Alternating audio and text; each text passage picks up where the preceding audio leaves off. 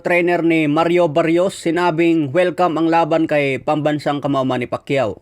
Tuluyan nang napromote si Mario Barrios bilang WBC welterweight champion. Matapos gawing champion in recess si Terence Crawford, napromote kaagad si Barrios. Kaya nagsalita itong trainer ni Mario Barrios.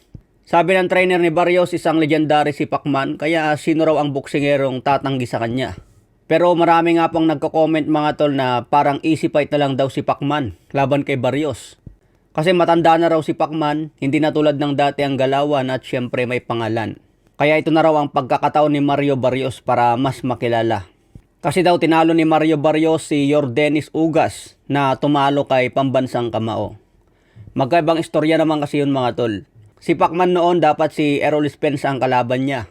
Pero na-injury si Spence kaya late replacement si Yordenis Ugas. Hindi masyadong napaghandaan ni Pacman itong si Ugas dahil isang southpaw si Errol Spence at orthodox si Ugas.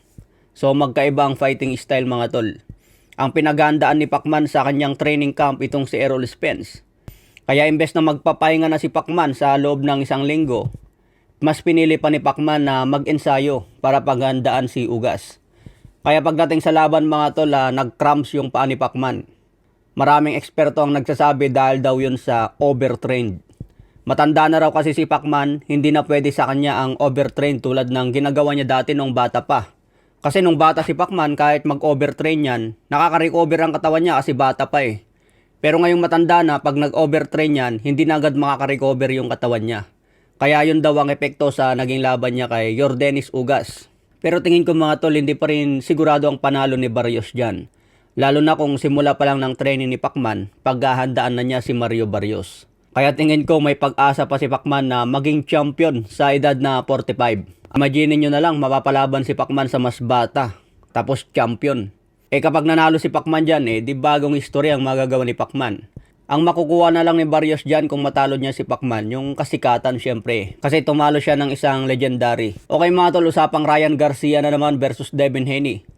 Nagpost na naman itong si Devin Haney na hindi raw siya papayag na ganun-ganun na lang ang nangyari sa kanya. Sobrang apektado daw si Devin Haney dun sa pagkatalo niya kay Ryan Garcia. Kaya kinausap niya ang abogado niya na sampahan ng ibang reklamo si Ryan Garcia dahil daw sa sobrang pandaraya.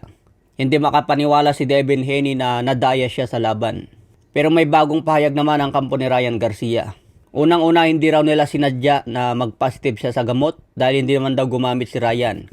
Pangalawa, yung overweight ni Ryan Garcia na 3.2 pounds. May karapatan daw si Devin Haney na hindi ituloy ang laban. Pero dahil mukhang pera daw si Devin Haney, mas pinili niya na magmulta na lang si Ryan ng 600,000 para ituloy ang laban. Pagkatapos ng laban, natalo si Devin Haney, nagpositive si Ryan Garcia ng gamot. Hindi tanggap ni Devin Haney yung pagkatalo niya kay Ryan kasi pakiramdam niya dinaya lang siya kaya natalo.